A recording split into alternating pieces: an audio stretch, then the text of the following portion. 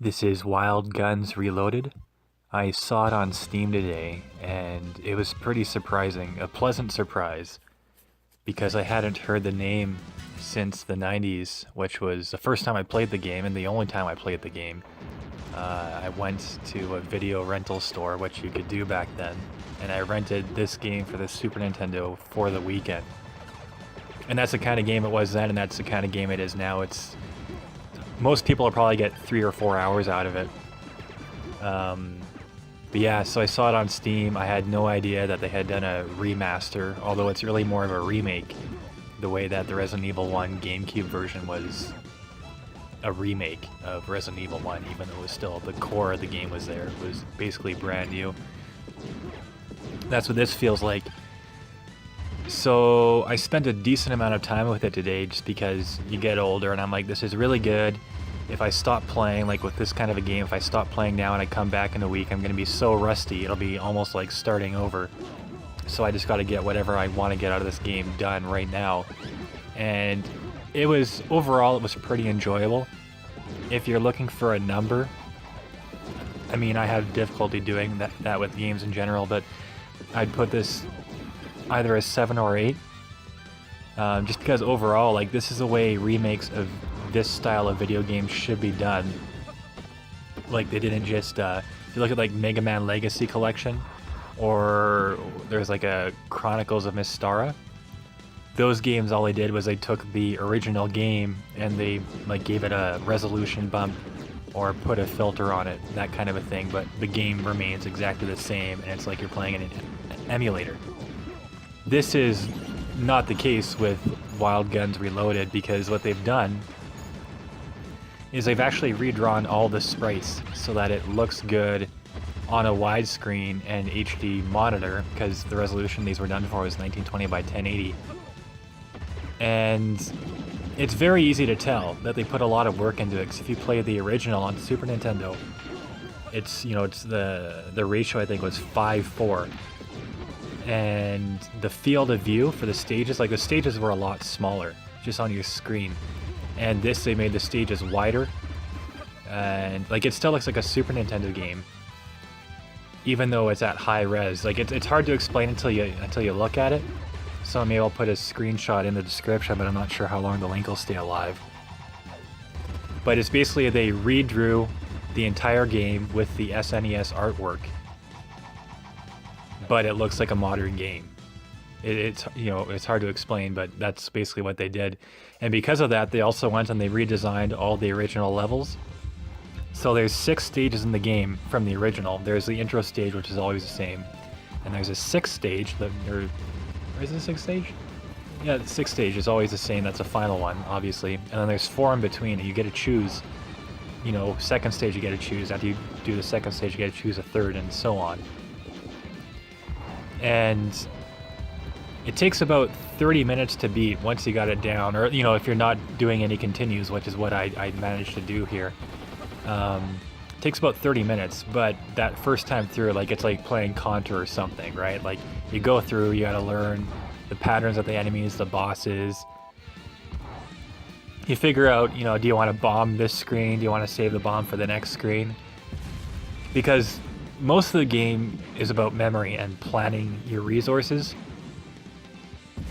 But one thing that really bothered me is there's some RNG. There's some luck involved on the power-up system. And what I mean by that is, so you're doing the first stage, you kill the guy that always drops a power-up.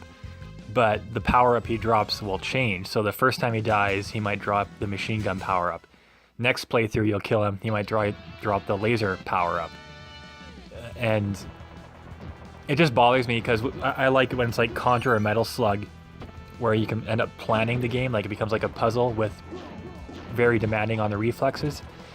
And this is kind of that, but there's that luck element to it that I didn't like, because sometimes you could get screwed because, I mean, some weapons are better than others. And it's nice to be able to plan out the run the way you want it, or, be like, I'm going to skip this guy that drops this one to hang on to this one because I got this many more shots in it or whatever. But this is just like, okay, if I get the laser first, that's the slowest one, it does the most damage, I don't need it until the boss. But by the time I get to the boss, I'm out of the bullets for the laser, now I'm back to my regular gun, or I've got the machine gun, like whatever, something else entirely, right? And then there's also a different power-up you can get, like it just like randomly floats in on the screen. I think it's probably on a timer. It's probably not random, but this power-up just shows up on the screen for seemingly no reason. And it's completely random which one it drops when you shoot it. And when you shoot it, it can be any, it can be the machine gun, the laser gun, the grenade launcher. I think there's another one I'm probably missing here. Machine, laser, grenade. I'm pretty sure there's a fourth actual weapon here. Shotgun, that's it. The spread gun, whatever. Shotgun, spread gun. But it can also be the pea shooter. And the pea shooter it's got the ammo of a powered up weapon, but it doesn't do any damage. So if you get that one, and it's completely random. Like when you shoot that one, you don't know which one you're going to get. If you shoot it and it's a pea shooter, you're not doing anything for the next like 10 seconds, but dodging bullets and shooting blanks. And I really don't think that should be in the game, especially because they have the ranking system for leaderboards. So in a game like this where you have leaderboards, it shouldn't be any luck factor to it. It should be all about the skill of the player, which is how fast they can react, if they can execute properly under pressure, because this game puts a lot of pressure on you, and how good your memory is. And then they throw in this luck element with the pea shooter that just throws things off. So that shouldn't be there at all. It really, like, I beat the game multiple times, and it's just the developers trolling people. And I don't remember if that was in the original or not. It's easy to go check, but I didn't get around to doing that. But that's one thing that bothered me. But the art's really nice. I really appreciate how much work they put into redrawing all the assets to be HD resolution Super Nintendo visuals without losing it by having being like a filter or whatever. Like it looks like a Super Nintendo game, and it's just bigger, but not being stretched or whatever. It's perfect. There's a new soundtrack in it as well, or not a new soundtrack. They took the original music, like the Super Nintendo music, and they did it with actual instruments. And it's really good. And once you beat the game without using a continue, you unlock the original soundtrack and the original sound effects too, because there's redone sound effects. Like they did everything. Like this is the way a remaster of this kind of game should be, which is why I think it's more of a remake, because it's like they redid everything, but it's the same game at the core. So like it's from that avenue, like it's phenomenal. They nailed it, which is why I say it's hard to say 7 or 8. I don't know how to give a score to this, because it's like they really did really good at modernizing it for the most part, while still making it look and sound and play like a Super Nintendo game. It's just everything is higher quality. But yeah, so once you beat the game without using a continue, which will take you some time for a game like this, it'll probably take you like 3 to 4 hours. That's how long it took me to get the first perfect run completed, if I can get the words out of my mouth there. It took about 3 to 4 hours to do. But once you do that, like every follow-up playthrough on that stage setup, like you'll be breezing through it 30 minutes every single time, because then you know it. But you can unlock the original soundtrack and the original sound effects, and it's nice for maybe one playthrough, but after that it's just like I can't go back. Like there's some games where like they do the re-instrumentations of the soundtrack or the new sound effects, and it's like, man, they did this one good and they did this one bad, or like it's all bad or whatever. So it's kind of like a mix and match, or you just want the old one completely. But this is like, no, like the new stuff, like everything about the way they redid it, there's no going back. Like they did it so well. Wild Guns on the Super Nintendo is still going to be there as like, that's the reason this happened. But it's not, for the most part, right? There's going to be a couple caveats. For the most part, it's always going to be like the legacy version. Like keep it on a shelf, but play this one. They do have some new stuff in it as well, aside from what I already mentioned. So they have the new art, obviously the stages. Well, sorry, I'm getting to the stages. They have the new art, the soundtrack, and the sound effects. They have new stages as well. There's 2 new stages. And this is another thing that didn't really make a lot of sense. If you play, there's 3 difficulties. There's easy, normal, and hard. Once you complete the game, I think if you beat it the first time, I don't know if it was unlocked from beating it the first time or unlocked from beating it without continuing once. But you unlock hard mode. And so the way it works is all the difficulties are the same, except so easy mode you start with 4 lives. Normal and hard you start with 2. Aside from that, like there's the same amount of enemies on screen. One shot always kills you. enemies always take the same amount of damage. Their patterns don't change, their reactions don't change, bosses are the same. Like, that's all the same. It's just the lives change. And sorry about that. Hopefully I was far enough away from the microphone. When you play on easy, easy is the original game remade, right? So you get the first stage. It's like everything, all the stages are the same, just redone. Normal is the same thing, except when you're selecting those 4 stages, they dropped one of the 4 stages from the original and replaced it with one of the new ones. So that's normal, is it's 5 of the 6 original stages and 1 of the new ones. And when you go to hard, it's 4 of the 6 original stages and both of the new ones. Now, the reason this is interesting to me and like didn't, in a way that it didn't make sense, is so you play on easy and you beat all the stages and then you go to normal. And what I was thinking was going to be like easy was 6 stages, normal was 6 stages plus the new one, and hard would be the 6 original stages plus the 2 new ones. So it just gets longer and more grueling as you go on. Instead, the game's always about 30 minutes long, and on normal, the new stage it adds on normal called Underground, I actually found that easier than the stage it replaces. So, in my opinion, normal difficulty is easier than easy. And then hard is actually like the new like experience, I guess I would say. So easy is, it's hard to explain. So if it sounds like I'm kind of like jumping around a bit, it's because it doesn't make a lot of sense. And I think what they should have done, because since there's no difference in the difficulty as far as like the way the game plays, it's just that little live system and the new stages, they should have just had, here's the regular mode, like you start the game, you beat it once, it's the 6 original stages. Once you beat that, you unlock 6 stages plus the 2 new ones thrown into the mix as a separate mode, and not called easy, normal, hard, because that doesn't make sense. Just call it, you know, original and reloaded is what I think they should have done. And then with the lives, instead of having it starting with 4 on easy and starting with 2 on normal and hard, they should have just had a lives option in the option menu. Or maybe as an unlockable cheat code, like just, you know, something to honor the old system maybe, but because that doesn't make a lot of sense either, because it's not like, once you get good at the game, it's hard to continue. And by continue, I mean like it's hard to like run out of the lives and have to continue, because it becomes so easy to accumulate lives. Like you can get to the last boss, and like at the last boss when I play now, I stop caring because I have so many lives. But you get to the last boss and I'll have like over the counter of lives, because it stops at 9 but it goes up and up and up anyway, even though it doesn't show it. And you just start dying and it doesn't even matter. So having that life limitation, it doesn't make a lot of sense. Again, like the whole difficulty system didn't make any sense. And from what I know, because I think there's at the end of each, every time you clear the game, you get a bonus score.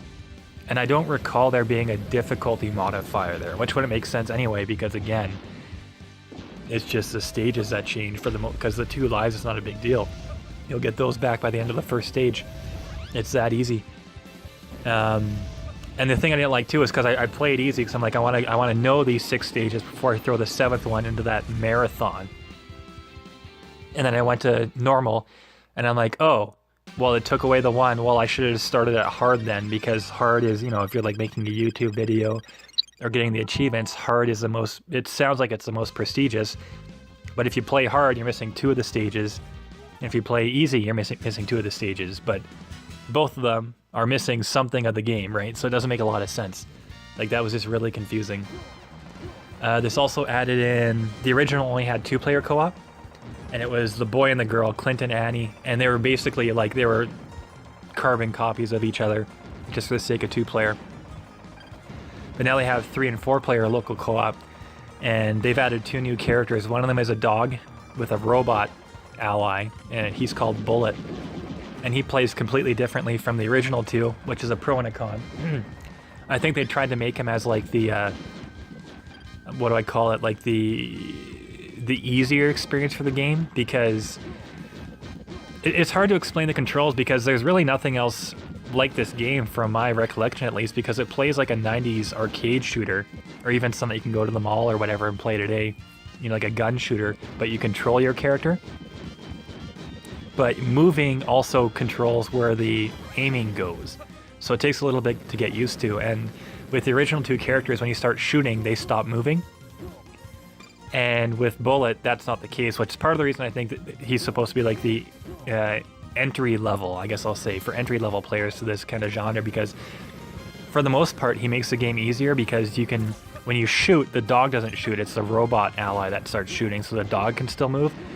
So you can hold down the attack button on the enemy, and then have your dog, you can still move your dog around to avoid bullets instead of having to choose one or the other, which makes it quite a bit easier.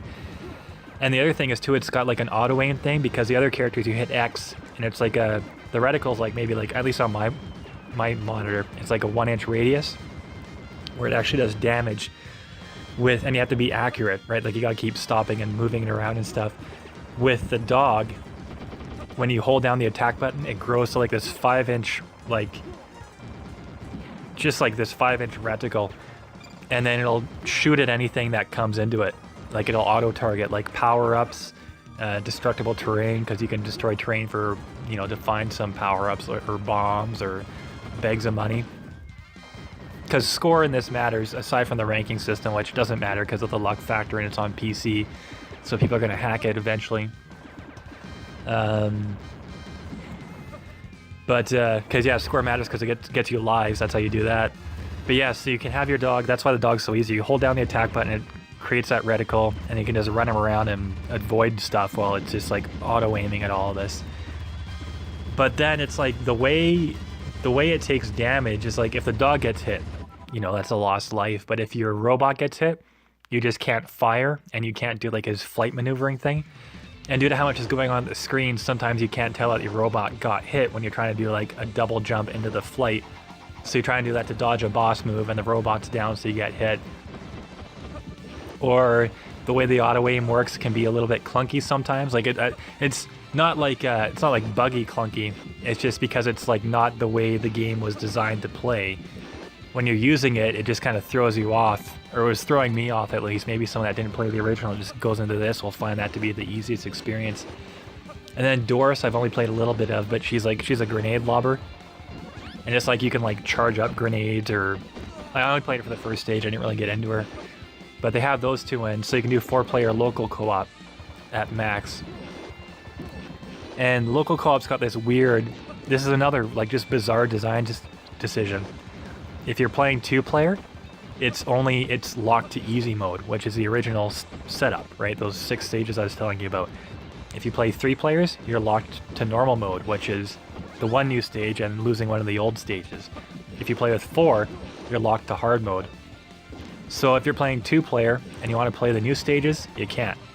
If you're playing 4-player and you want to play all the old stages, you can't. And like it's like the difficulty saying like, why do they? It doesn't make any sense. It should have just been original, here you go, reloaded, is with the, you know, original stages and the other 2 thrown into the mix for between, so it'd be 8 stages in total. It doesn't make any sense. What have I not talked about here? I think that's pretty much it. Like the controls, like the game's not buggy, the controls are responsive, they have some nuance to it, because there really is no other game like this. So you're gonna take some time where it's gonna seem difficult just because you've never played a game like this before, more than likely. Or for me, it was like I played it, I was like, I have played this before, but it's been a long time, and then I kind of got back into the skin. But so with the 2 original characters, and that's what I like the most, because that's what this game's built around. That's the original experience. That's what works best. You have your attack button. You can bomb the screen, but that's like, you know, it's like the rare resource you find that helps. And you can also, there's like a lasso move, which is you tap your attack button repeatedly instead of holding it down. So you tap it repeatedly and you like charge a lasso, and then you can throw it at enemies and it'll stun them for a little bit. Which really, like, it makes some bosses really trivial. Which is like, that's part of it, right? Like once you figure out the game, it should become easier. But the problem with that is like the fire button is bound to 3 commands. So it's bound to fire, it's bound to lasso if you tap it a bunch of times. So sometimes you might accidentally trigger your lasso if you've got like a weapon with ammunition, because your original weapon has infinite ammunition. But if you got a power up and you're trying to like use it sparingly, you're going to be tapping the X button, or whatever your fire button is. And sometimes you'll be tapping it, and then maybe you tap a little too fast and you stop firing, and then you start charging your lasso. Your character stops moving, and you eat a bullet, right? Because you were like, oh, I thought it was going to be like, you know, taking shots and moving, like take a shot, move, take a shot, move, take a shot, move. But then you tapped it a little too fast and you stopped for that animation to start playing, which is an extra like second on the firing animation, and you die. And then you lose your power-up weapon, right? So that's frustrating. Like they could have had an option to bind a lasso to another button instead of being like a tap button, just say press this to lasso. And the same thing goes for melee attacks. When you come into range with an enemy, because the enemy's in the background you're shooting at, but sometimes enemies come on your plane. Like, so, like, as there's a lot going on with this game, more than what it looks like, really, if you look at it. But if an enemy comes on your plane, they're in your melee, so you can't shoot them. So what you got to do is you got to get near them and hit the fire button to melee them. And I figured this out later. The way it works is when your character starts flashing, or if you're the dog, when the robot starts flashing, you hit X to melee. The problem is sometimes, like if you're jumping, like if you start a jump or you're coming down from a jump, you can't melee. So let's say you're coming down from a jump, this melee guy, like from the corner of your screen, just started coming in as you're coming down from the jump. There's like a half-second delay from when you hit the ground before he can melee, but he can melee you. So you'll hit the ground and then he'll kill you, and that's obviously infuriating. What was the other problem I have with it?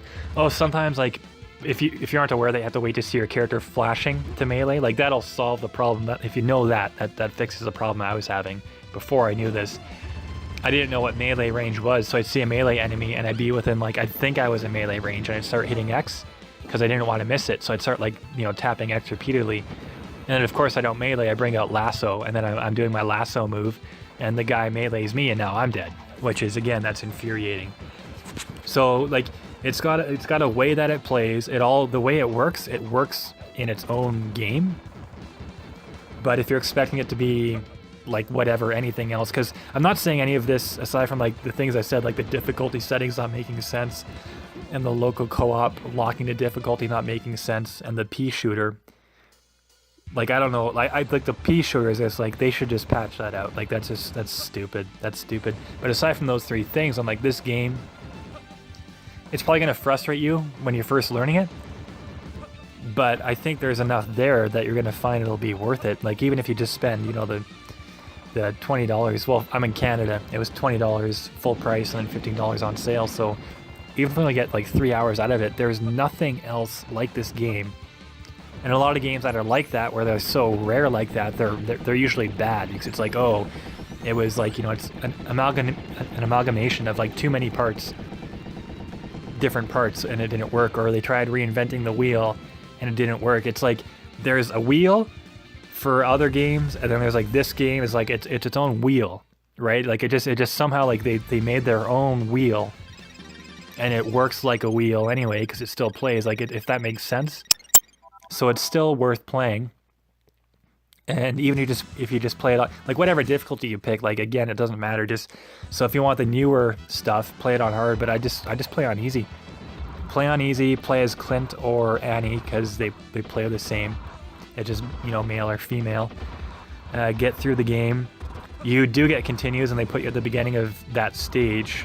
Each stage has 3 segments to it. If that's, yeah. So like it goes through this pattern with each stage, like a. Segment 1 is like a bunch of enemies and then a mini boss. Segment 2 is a bunch of enemies and then a mini boss, and then segment 3 is the boss, right? And when you run out of lives, it puts you back at that stage, not the beginning of that segment, which will probably be frustrating for some people, just because of how intense the game is. Like, even though like the stages are like, each stage is like 5 minutes long. Yeah, that makes sense. Yeah, because it took me 30 minutes to do my no continue run. And there's 6 stages, so yeah, 30 minutes long. So each stage is 5 minutes long, so each segment is going to be like, you know, 90 seconds to 2 minutes. So if you die on the boss of that stage, like the actual boss in segment 3, and go back to the first, you're going to be like, oh crap, you know, like, because it's so intense, because there's so much going on the screen, like it's so demanding of the player, but you've only lost, you know, 5 minutes. It's not like Dark Souls or something where you can do all this stuff and then you'll die, 20 minutes away from your save point, and then you also have to go collect stuff. It's not punishing like that. It's just you die and you go back to the start of the stage. It takes your ranking score away if you continue, but I don't think most people care about that. I don't really. It was cool because when I did my no continue run at the time, and I know this is going to bomb as more people play, but at the time it put me at 35th on the overall ranking for Clint for easy. Or 18th for Clint, 35th for all characters. But that's also, the game's been out like 4 days, nobody's hacked it yet, etc., etc.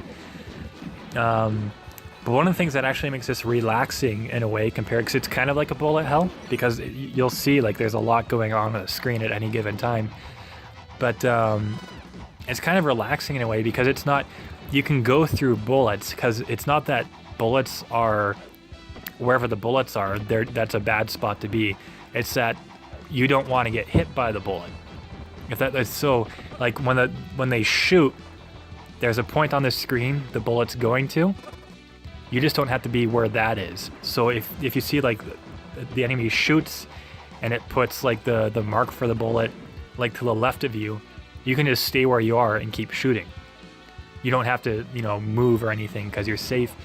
Like it's got a double jump. It's got like a dodge roll feature, and that can be, it takes a little bit to figure out too. So the dodge roll only works when you're actually shooting, and jumping only works when you're not shooting.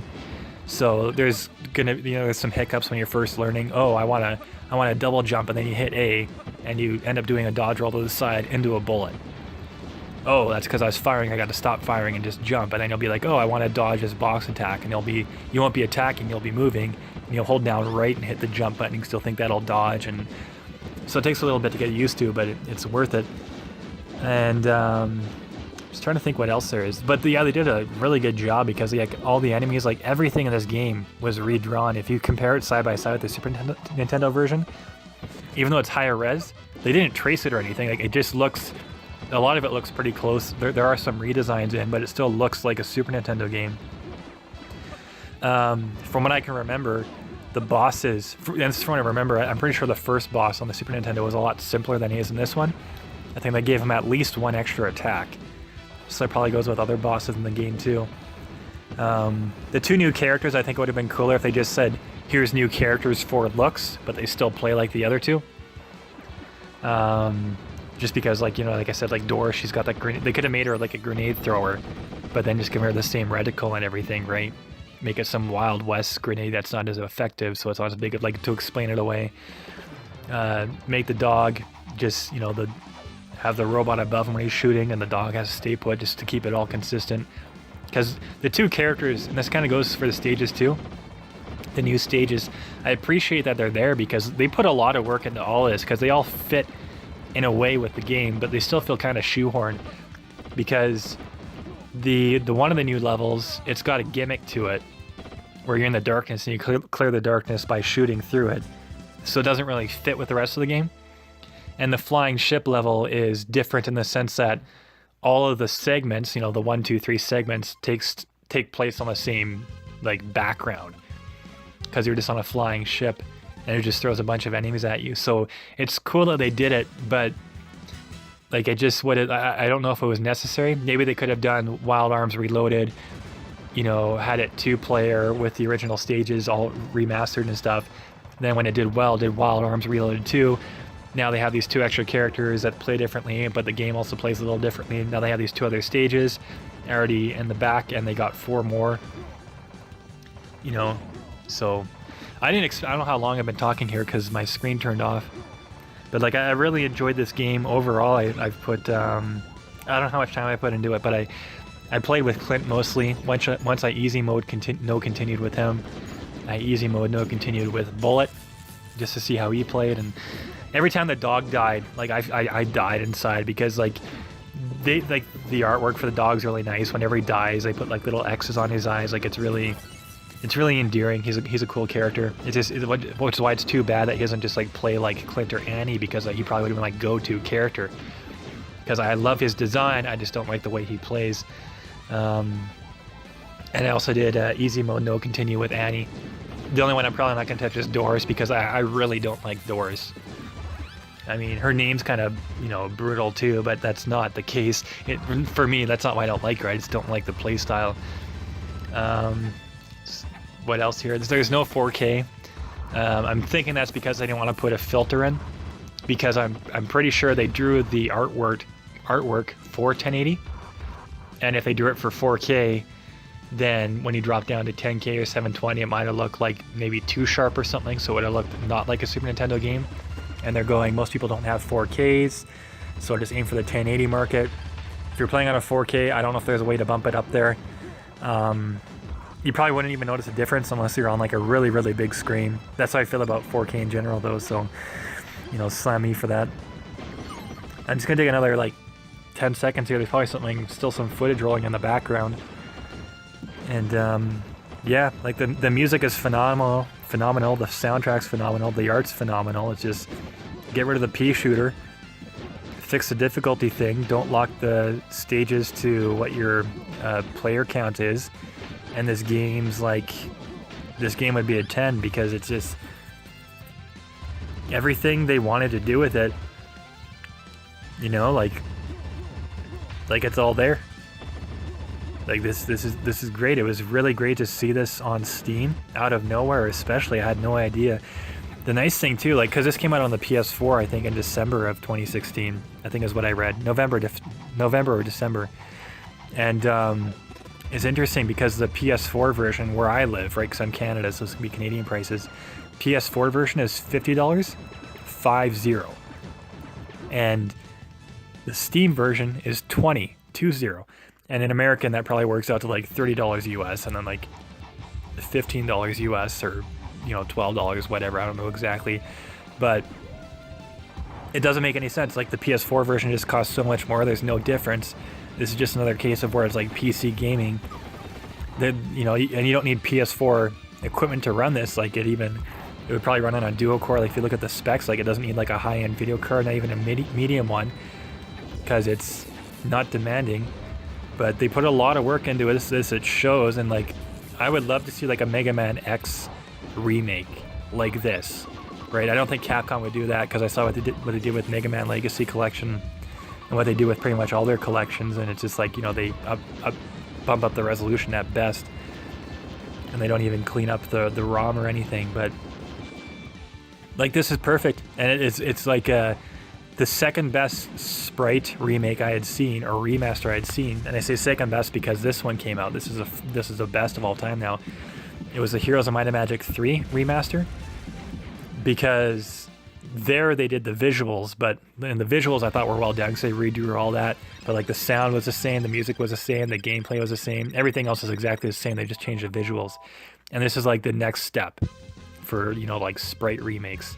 So I would love to see like Zelda 2 remade like this, like Final Fantasy 4, StarCraft. I was kind of hoping they'd do something like this, but I was looking at the way they did the art, and it has a bit of that like Adobe, like, you know, like that early Newgrounds Flash game kind of vibe to it. Not, you know, it's not that cheap, just it's got that like that shine to it, which isn't I really like. Oh, and the other really good thing about this too, the original, because it's on Super Nintendo, it ran at 60 frames per second, but the game was actually 30 frames. It was 30 frames per second, but it displayed at 60 hertz. So if you emulated it, it would say 60 frames per second, but it's actually 30. So the controlling in this is way better than the Super Nintendo version as well, because it's actually 60 frames per second. And that's why I want to keep going, because like this game, like I'm probably going to revisit it down the line at some point. I really don't think the extra, like the two new characters would have been awesome if they didn't give them new play styles. The two new stages are kind of shoehorned in. The Super Nintendo version had bonus stages in it, actually, that this one doesn't, which is kind of like, it doesn't make sense either, because they were easy. Like it would have been easy. Like, it's not like it would have been like a lot of work for them to do, and it helped you get those extra lives between stages to keep you going. Which, again, it's not really a big deal, because after those first, 3-4 stages, you're like over the counter for your life count. But it's just like, that's something that's actually missing from this package, and it doesn't make sense. So, yeah, if you haven't played this game before, you've never played a game like it.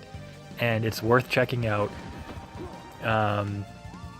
It's worth enduring, like, because the game, like, it's really not that hard.